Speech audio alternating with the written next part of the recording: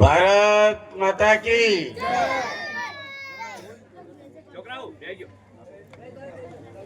કેવળપુરી બાપુને જગદીશપુરી બાપુને Indian army માંથી પોતાની ટ્રેનિંગ પૂરી કરી અને માદરે વતન આવેલા ભાઈ પરેશજી ચંપુજી ઠાકોર ના અભિવાદન સમારોહમાં મારી સાથે ઉપસ્થિત જેખલા ગામના પૂર્વ સરપંચ જમાજી ઠાકોર, કાંકરેજ તાલુકા કોંગ્રેસ સમિતિના મહામંત્રી વેનાજી ઠાકોર, કાંકરેજ તાલુકા કોંગ્રેસ સમિતિના મહામંત્રી ભાઈ દિનેશભાઈ જોશી, અહીંયા મંચ પર ઉપસ્થિત અમારા શિક્ષકગણ સૌ, ગામે ગામથી આવેલા સૌ આગેવાનશ્રીઓ, વિવાહ પત્યાને એક વેળાનો હકારો નથી જોરાભાઈ,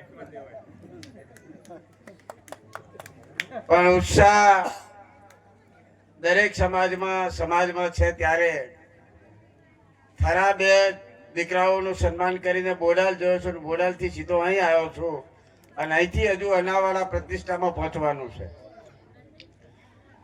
મારી દીકરીઓએ કંકુ તિલક કરી, સામયું કર્યું, સન્માન કર્યું. મદારજીએ સાલ ઉડાડી સન્માન કર્યું. બદલ સૌનો આભાર માનું છું. આજના રૂડા અવસરે વિશેષ તો નથી કહેતો, પણ દીકરો હવને વાલો હોય,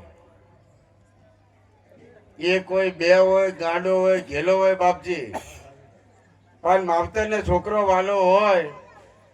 અને સવિશેષ વંદન કરું છું પરેશજીના માતા પિતાને. એટલા માટે પરેશજીના માતા પિતાને વંદન કરવા પડે કે પરેશે નિર્ણય લીધો કે મારે ઇન્ડિયન આર્મીમાં જોડાવવું છે.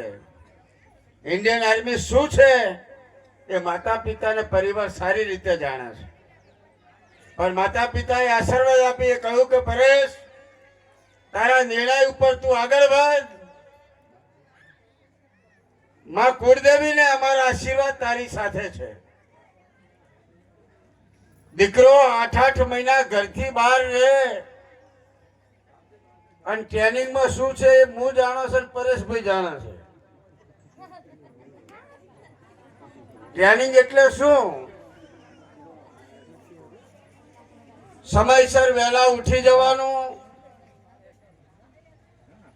ગવારની ફળીઓ કાશી અડધી હોય, રોટલો સડેલો હોય ના હોય ખાઈ લેવાનો.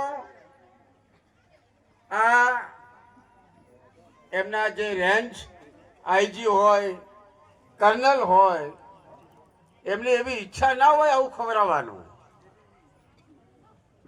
પણ ટેસ્ટ કરે કે માં ભૌમ ભારતીય હિન્દુસ્તાનની રક્ષા પરેશ કાચું પાકું ખાઈ કરી શકશે કે નહીં કરી શકે, એની આ ટ્રેનિંગો હોય છે.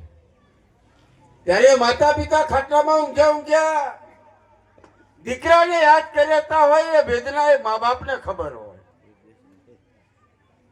એટલા વંદન વારંવાર માતા પિતાને કરવા પડે. છોકરો 3 દાડા સેટો હોય છે તો તી ફોન કરે છે, કેટલા છે બેટા દશરથજી, પ્રતાપજી? પણ આ માતા પિતાને વંદન કરું છું કે 8 મહિના માટે દીકરો ટ્રેનિંગમાં મોકલે ને હજુ તો એમની એપોઇન્ટમેન્ટ આવશે કે કયા રાજ્યમાં કઈ બોર્ડર ઉપર જવાનું છે. જમ્મુ કાશ્મીર આપી છે. તેમાં કુળદેવીને અને સધી બેઠી છે, હાજરા હાજર છે. માં કુળદેવીને, માં સધી માતાને, કેવડા સો પરમેશ્વર અને માં જોગણીના ચરણોમાં વંદન કરી પ્રાર્થના કરો કે હે માં પરેશ દુનિયાના કોઈ પણ ખૂણા બોર્ડર ઉપર માં ભૌમ ભારતીય હિન્દુસ્તાનની રક્ષા કરતો હોય તો આ ગામના સર્વે દેવ 5 ડગલા મોરે થઈને એની રક્ષા કરજો, ચાહે એનો લીલો નખ ન ઉખડે, લીલો નખ ન ઉખડે. એવી માના ચરણોમાં વંદન કરું છું. કેવડાના ચરણોમાં વંદન કરી મારી વાણીને વિરામ આપું છું. સાહેબ હજી બધા વાડ જોઈને બેઠા છે, એના વાળા પ્રતિષ્ઠામાં પહોંચવાનું છે. તાત્કાલિક ત્યાં સપ્તાહ ચાલી રહી છે. આપ સૌનો ખૂબ ખૂબ આભાર. ધારાસભ્ય શ્રી સાહેબ, આપનો અહીં અમારા આમંત્રણને માન આપીને આપ પધાર્યા એ બદલ મારા પરિવાર તરફથી આપને કોટી કોટી વંદન. ખૂબ ખૂબ આભાર સાહેબ. ખરેખર હમણાં જ વાત કરી કે પોતાને